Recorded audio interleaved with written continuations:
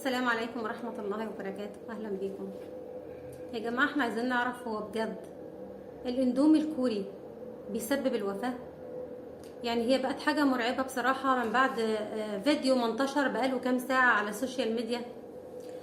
واحدة تيك توكر اسمها شريهان يوسف عملت فيديو بتحذر فيه الناس من الاندومي الكوري، وقالت ان اخوها كان بياكل اندومي كتير، الاندومي الكوري اللي كله شطة، وان اخوها جاله مغص فجأة دخل المستشفى، ومن مستشفى لمستشفى قعد خمس ايام، وبعد كده توفاه الله. ليه؟ لان الاندومي قالت ان الدكاترة كلها اجمعت على ان الاندومي الكوري اللي كله شطة ده عمل تلف للكلى، وعمل المرارة اتفقعت.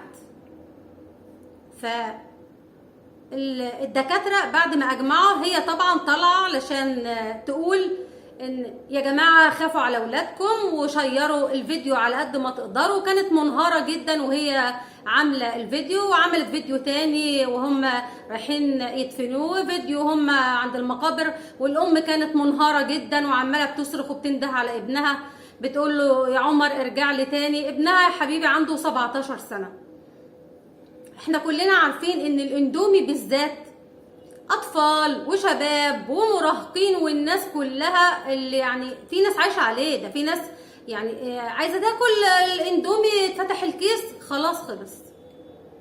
فالبنت طالعه بتقول خافوا على اولادكم وبلاش تاكلوهم اي اندومي، واكلوهم الاكل الطبيعي بتاع البيت بدل ما يحصل لاولادكم لا قدر الله حاجه زي ما حصل لاخوها. 17 سنه وانتهى علشان كل اندومي. هل يعقل ان وجبه اندومي تتسبب في وفاه شاب عنده 17 سنه؟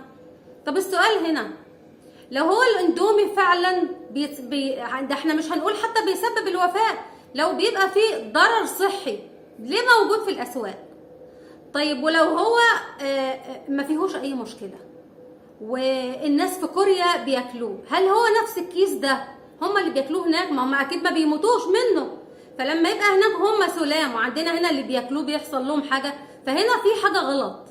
يعني احنا كم مره لما كانت الاطفال من الاندومي المصري لما كانوا بياكلوه كتير كنا بنشوف حالات تسمم واطفال كانت بتموت، وانتشر الموضوع ده، وبعد كده قالوا من وزاره الصحه لمت الاندومي اللي في السوق وخلاص مش هيبيعوه. فجاه لقينا كل السوبر ماركتات اتملت اكتر من الاول وبقى طبيعي، وبقى الدكاتره تطلع تقول لا ده ما فيهوش مشكله، ودكاتره تانية تقول لا ده بيسبب امراض، والدنيا تهت في بعضها. وطالما الحاجه بتنزل في الاسواق فالناس بتاكلها وهي مطمنه. طيب ده الاندومي الكوري، حد يقول لنا بالله عليكم، يعني الموضوع ده خطر، ازاي ان يبقى في حاجه زي كده في الاسواق والناس بتشتريها بكل امان وبتاكلها؟ يعني احنا عايزين حد من وزاره الصحه، حد من الدكاتره الكبار يطلع يقول لنا لو الموضوع فيه مشكله يقولوا، لان هي بتقول ان هي هتقضي ناس. لو الموضوع ملهوش علاقه، يمكن يكون الولد كان تعبان والشطه اللي فيه او نوع الاكل ده اضره، احنا ما نعرفش، رغم ان الدكاتره بتقول ان هو السبب.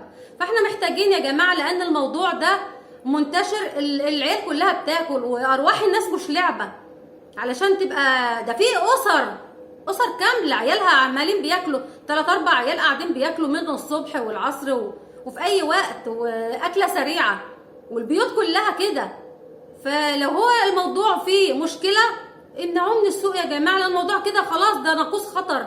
لما يبقى شاب بيؤكدوا ان الاندومي الكوري السبب، فكده تبقى فيه مشكله كبيره. ويا ريت ترد علينا حد من وزاره الصحه، حد من الدكاتره الكبار يشرح لنا الموقف ده ويقول لنا هل ده فعلا من الاندومي ولا الولد كان تعبان. بس انا ده اللي انا بطلبه، علشان الموضوع مش ارواح الناس مش لعبه. بشكركم والسلام عليكم ورحمه الله وبركاته.